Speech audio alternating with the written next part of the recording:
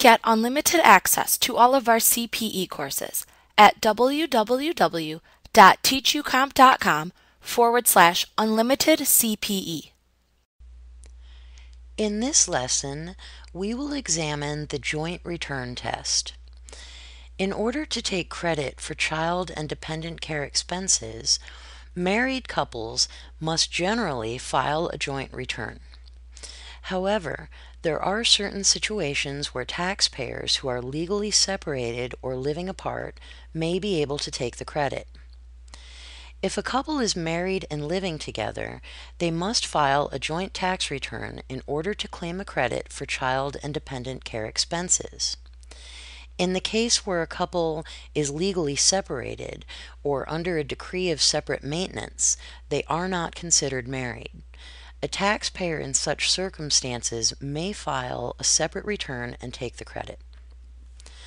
If a couple is married but living apart without being legally separated, certain rules apply.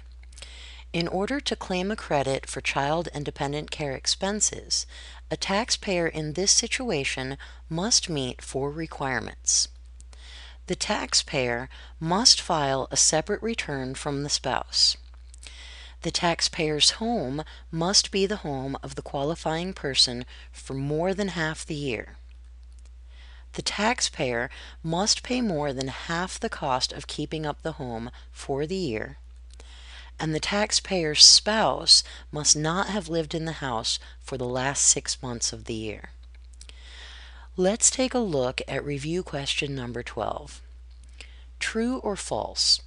Married couples must always file a joint tax return in order to take the child care and dependent care credit.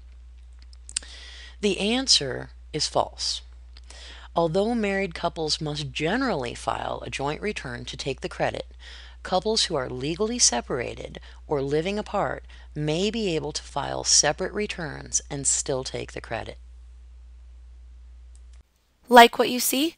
Get unlimited access to all of our CPE courses at www.teachucomp.com/unlimited CPE.